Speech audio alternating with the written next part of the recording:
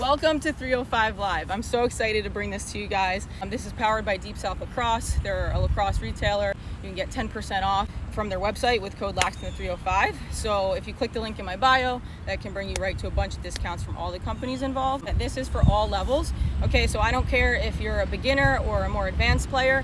I have coached all levels throughout my whole career, from middle school, high school beginner players to top collegiate players. And what I've seen is that there's common themes that get weaved into things that even the top college players need to be reminded of, or kind of need to be taught if they weren't taught when they were growing up. So with the things that I'm going to go over here, there are things that I think any level can learn from and work on. Okay, so I don't think you can ever stop learning and getting better at your craft, right?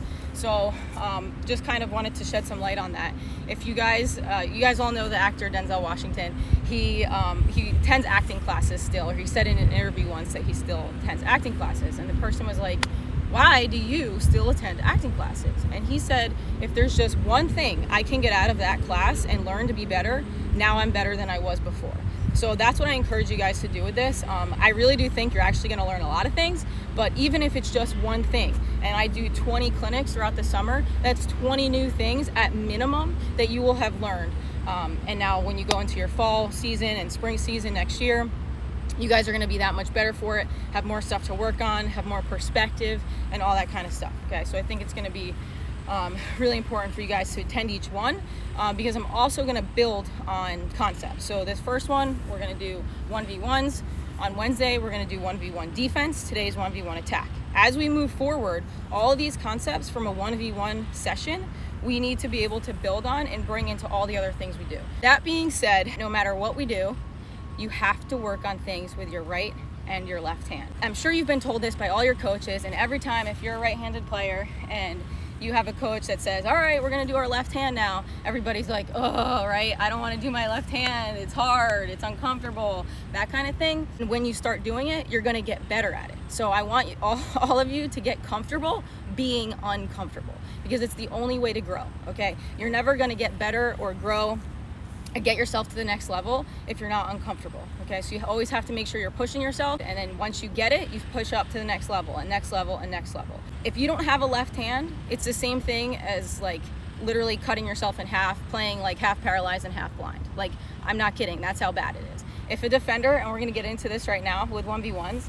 if a defender is opening themselves up to give you the left hand lane, you have to be able to say, okay, thank you, I'll take it, right? You cannot fade away from that. You're cutting your game completely in half if you don't have a left hand.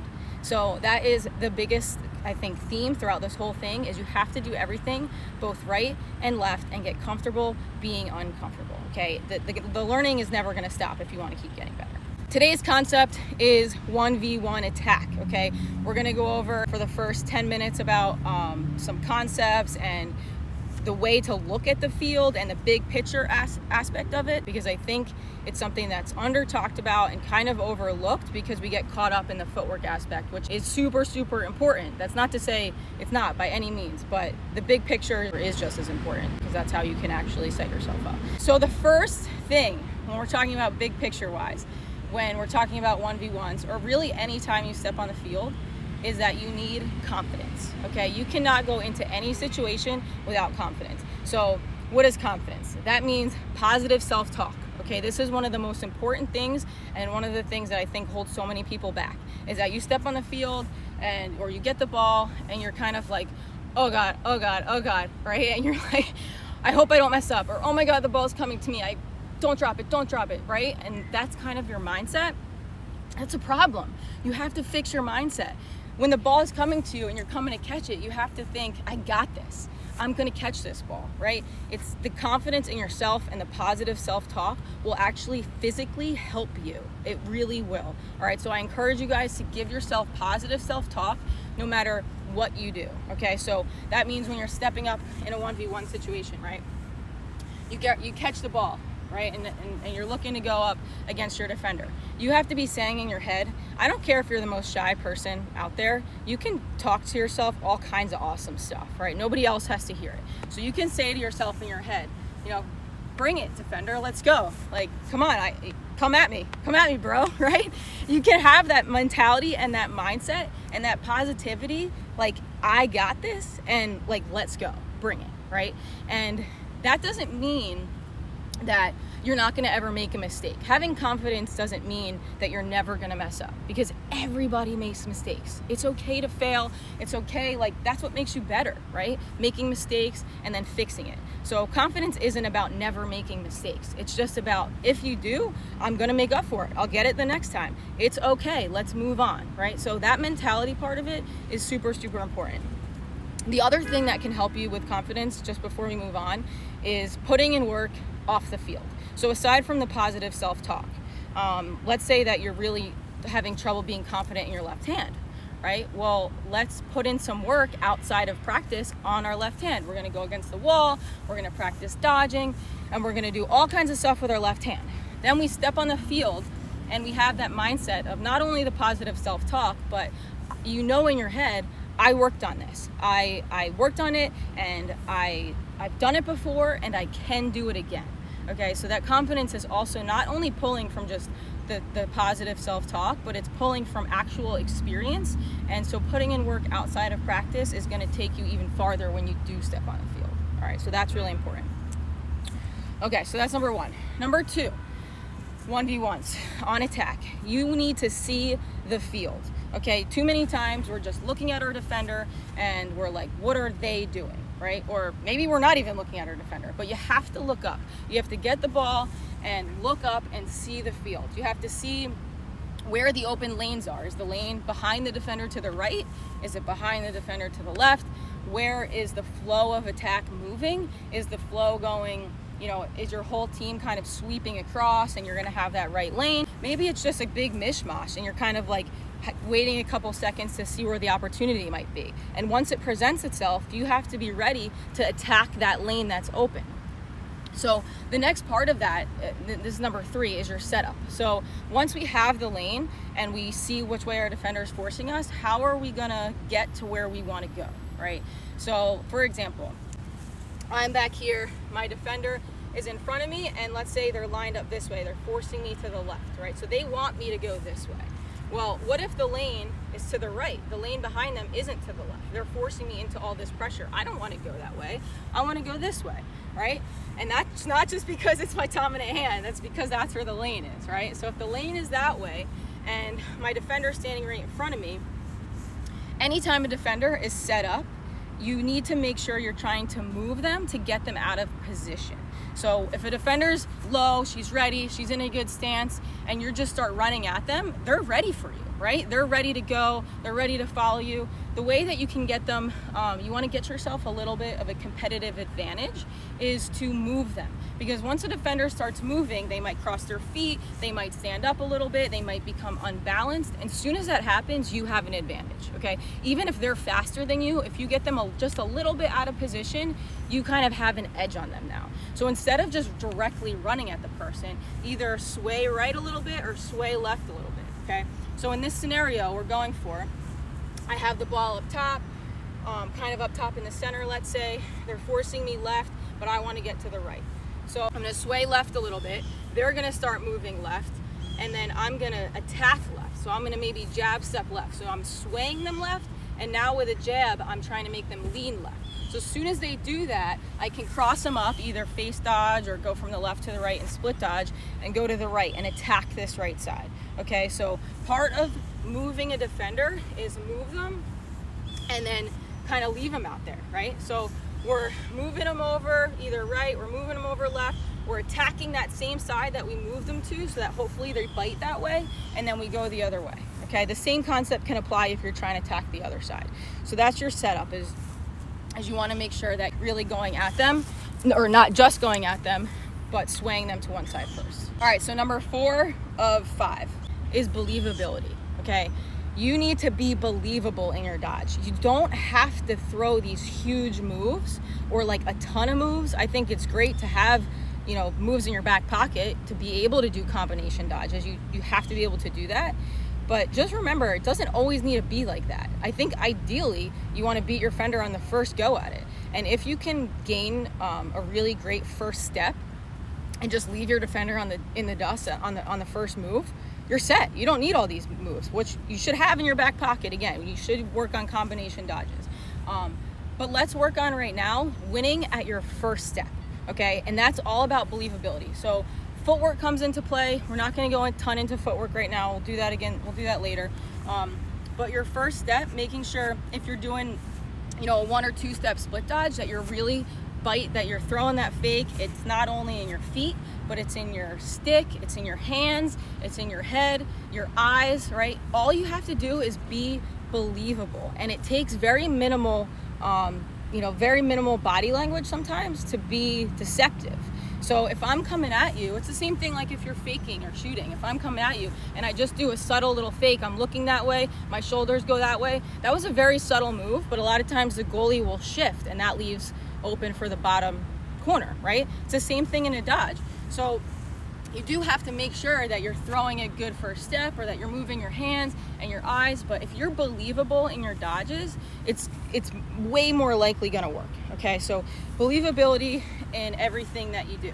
The best way to practice that is just to go up against somebody. It doesn't even have to be like a live situation. You can have like your parent even stand in front of you and just run at them. You don't even have to have a stick. Just work on your footwork of running at somebody and going like that and going the other way, and have them tell you if they believed you. Did you believe that I was actually gonna go that way? All right, so they need to stand there and you're gonna come at them and make a move left and then go right. And if they take one little tiny step, that's all it takes. All it takes is one step from the defender for you to get ahead on them. As soon as they take that step, they're off balance, they're not completely balanced, and you have an edge. So again, it just takes a tiny step, run at somebody, make a move, see if they take a little step or shift their weight or whatever, and if they do, you got them. If they don't, then it wasn't believable. And then that's a thing you can work on your own, is just kind of being able to make that move, just these little subtle movements, and make them believable, okay? Number 5 is, and this is the last concept we're gonna go over for this, is to go hard and be decisive, okay? These are 2 things that a lot of times once people start a 1v1, they maybe start to second guess themselves, or they get caught up, or they think the defender stopped them, and then they don't keep going or keep going hard. But that is the worst mistake you can make, because when you're taking 1v1 and you make a move and let's say we dodge left and then we go right, you want one of 2 things to happen. You either want it to work and you're gonna get past them, or 2, you want it to not work and then you're gonna try your second move. So if you have to just make sure that you're going hard, because like I said, if not, you're not gonna know like what to do, and then you guys are doing this dance like, oh, should I go, should I not? Or then you back out when you really didn't need to, and it's an awkward situation. So anytime, I really say this in any part of the game, is that you always want to be decisive, okay? Because then we can play off of that. We can play off of whatever happens when the players on your team know what you're doing, when you kind of know what you're doing. Who cares if later you realize, oh, I shouldn't have done that, right? At least you did it, and now I can play off of it. If you make half decisions, nobody knows what to do, and we're all just like looking at each other and it's awkward, right? So be decisive. With that, the biggest, I think, mistake I see players make in a 1v1 situation is fading out of a dodge when they really don't need to. For example, I am an attacker, I'm out here, I make my move, let's say I fake left, and then I go to the right, and my defender is still kind of with me. She's still kind of with me, but not in front of me. She didn't cut me off. She's just kind of running with me. And maybe her stick is even in front of me, right? If I'm the defender, all of a sudden my stick is here. You can run through a stick. You can't run through a body. That's a charge, right? You can't, if her body's there, you cannot run through her body, but you can run through a stick, and you can run through pressure. If she's making contact on you, she's putting pressure on you, her stick is there, and you feel that pressure, I see so many people just fade away from that. As an attacker, they're like, oh, she stopped me. No, she didn't. You can totally keep going through that. And that's what I mean by going hard and being decisive and make that move, because the harder you go, the harder she's gonna fight. And either you're gonna beat her, if you're going hard, 1, you're gonna beat her because you ran through her stick, she wasn't in the right position, and now you're on your way to goal. 2, the other thing that's gonna happen if you're going really hard is she's gonna fight so hard to get in front of you that all of a sudden she's at a position now the other way, and all you have to do is step, turn, and then roll dodge out of it the other way, and now you have her beat that way. Okay, so you have to be decisive in what you're doing. And just like I said, you want one of two things to happen. Either it's gonna work or it's not gonna work. You don't want to play that dance and be somewhere in the middle and then not know what's going on. Okay, so the last thing I'm gonna say about 1v1s is now once we're in there, the last piece of it that I think sometimes people get caught up in too is when to get out. Like, let's say it doesn't work, or let's say you do beat your defender, but the other defenders did an awesome job of crashing and you really don't have a shot and everybody's coming in here. What you don't want to do is turtle, okay? This is a turtle move, right? That's what we call it. That's what I call it, at least. When I see players get scared with the ball, they do this. Their shoulders come up, their head goes in, and their stick goes up, and they're like, oh my God, oh my God. Right? We don't want to turtle. No matter what you're doing on the field, don't ever do this. If you ever feel like you're getting collapsed on, turn and get the heck out of there. The one thing you also don't want to do is probably just chuck the ball to a teammate if all their sticks are up. You don't want to just like blindly chuck the ball. The best thing you can do for yourself, if you find yourself in there and all of a sudden everybody's crashing, turn. But this is assuming nobody's behind me, because most of the time they wouldn't be in this situation. I'm gonna turn, put my stick out, run at my stick and keep my feet moving out of it, maybe circle out up top, and then keep my head up the whole time and look for a pass. But you have to keep your feet moving. Feet moving, feet moving, feet moving. I can't say it enough, okay? You can never just stop your feet in there. It's bad news bears, okay? Don't ever stop your feet in there. We're gonna go into drills, and this is only gonna take about 5 minutes. I'll give you a couple things that you could do either individually or with your team at practice, or if coaches you're watching, that you can kind of apply this to your practices as well. I just wanted to give a quick shout out again to Deep South Lacrosse. This mini clinic series is powered by Deep South. The link in my bio on my Instagram account, you can find all the discounts. They have 10% off of all their stuff. They're a Lacrosse retailer. You can get anything under the sun, really, lacrosse wise from them.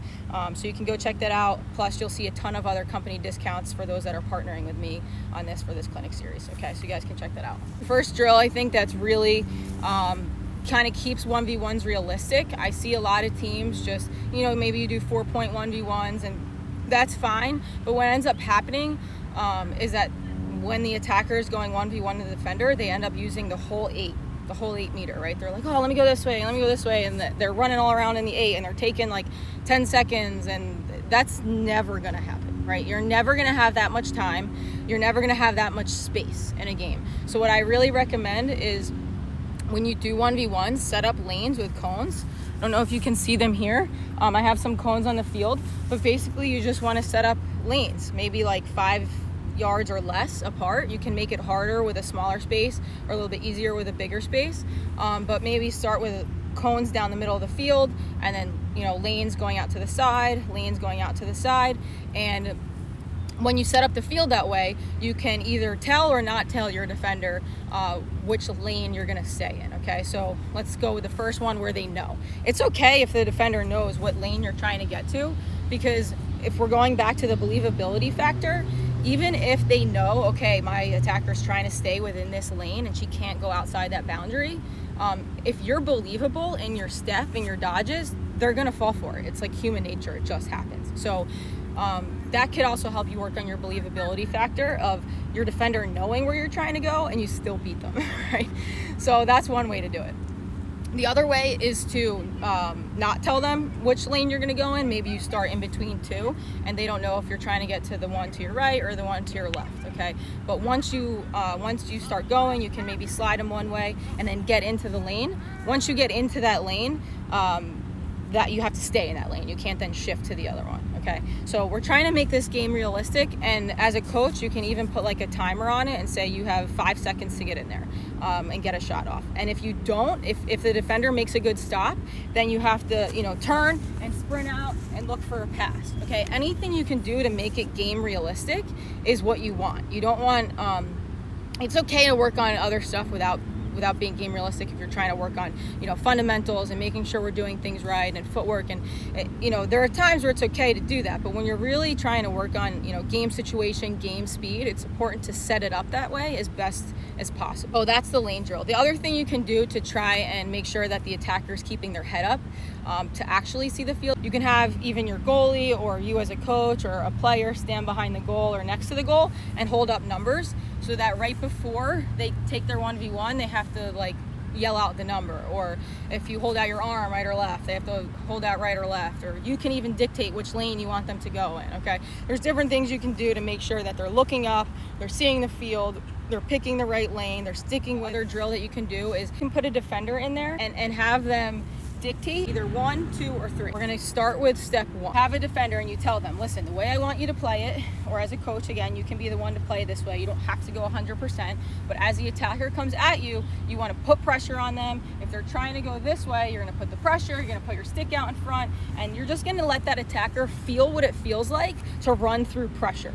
Again, not run through a body. We're not like trying to charge here, but an attacker needs to know what it feels like to run through pressure if they're not used to it. Okay, so that's step 1.